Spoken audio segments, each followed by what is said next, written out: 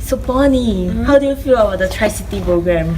I was very excited to travel overseas because this is a very unique internship program that I feel will really allow me to understand the ASEAN region better. And I think that having knowledge of the ASEAN region will give me an advantage over my peers in the future in terms of doing business. Wow. I heard you're going to Tri-City. What are you most excited about for the trip? So I'm most excited about meeting my buddies again in Vietnam because I hosted them in Singapore. So I want to go there and experience what their home is like. Are you excited for a Tri-City trip? Yes, I think it's quite amazing how we're going to spend 2 months away from Singapore. I feel like Tri-City opened me up to new experiences and the different cultures in each country. Shall we go? Yeah, let's go.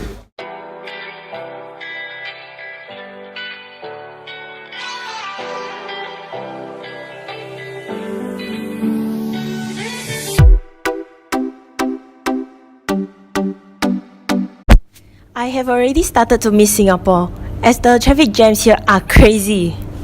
A journey that can take 10 minutes can possibly end up taking 30 minutes to 1 hour.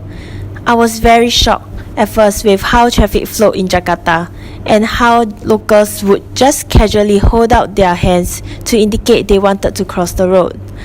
It was a very interesting experience because we would never try to stop traffic when crossing the road in Singapore. What is more interesting in Jakarta is the number of motorcycles on the road. There are 15 million motorcycles in Jakarta compared to 5 million cars. This results in a lot of traffic jams. This really made me appreciate Singapore as it is easily accessible and there's less jams compared to Jakarta. As part of the itinerary here, we visited many tourist attractions and attended some company visits. We learned how tempeh is made, how to milk a cow, experienced some local music, and enjoyed a free fish spa. We even visited a volcano in Bandung and got relaxing lake massages. However, I dislike the food in Jakarta as they are very oily and spicy. Most of Indonesians favour hot and spicy food, thus sambal is a staple condiment at all Indonesian tables. During my time here, I tried Indonesia's national food such as oto, rendang, satay, nasi goreng and gado-gado. From all the previous research and hearsay from others, I thought that Jakarta was going to be a messy and rundown country.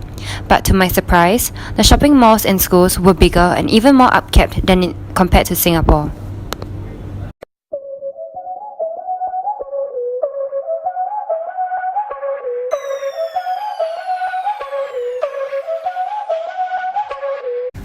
Similarly to Indonesia, Vietnam has many motorcycles, streets filled with them. During rush hours, motorcycles will not just cover the whole entire roads, but would also drive on the pavements. This is really unsafe and made me appreciate the safe roads that we take for granted back in Singapore.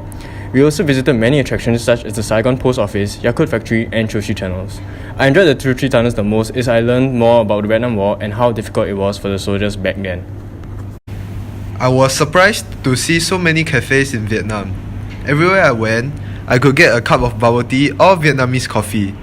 I also enjoyed the time I spent with my buddies as not only did we go out and have fun, I also got to learn about the Vietnamese culture during my homestay. Food is an important part of their culture and I learned that it is very rude to leave food uneaten, especially when you are in someone's home and that they have cooked for you. I even visited a pagoda with the family to pray. I loved the time I spent at the Mekong River because we participated in rowing a boat, learning how baskets are made and also how Vietnamese delicacies are cooked.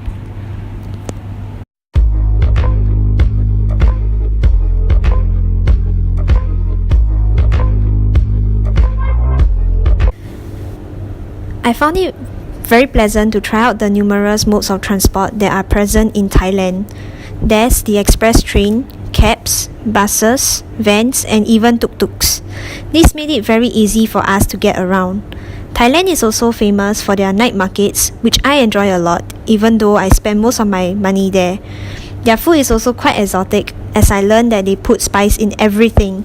They also enjoy buffets and mukatas as it is relatively cheap.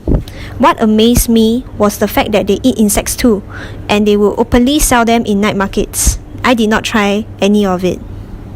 During one of our days there, we visited the Grand Palace. I learned that the place has been the official residence of the kings of Siam since 1782.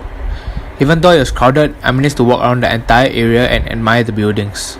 On the last day of Thailand, we managed to attend a festival celebrated there, which is known as Loi Krathong. The name is translated as to float a basket and comes from the tradition of making decorated baskets which are then floated on a river. My buddies helped me create my own krathong, which I then placed in the river. It was a truly magical experience to see so many krathongs floating together on the river, and I feel blessed to have been able to witness this festival. Sitting opened my eyes. I get to forge lasting friendship with my overseas buddies. Because I got to learn many life lessons there, and I also gained many valuable friendships there also. And as a marketer, I also learned a lot, like through the focus group discussions as well. Bye. Bye.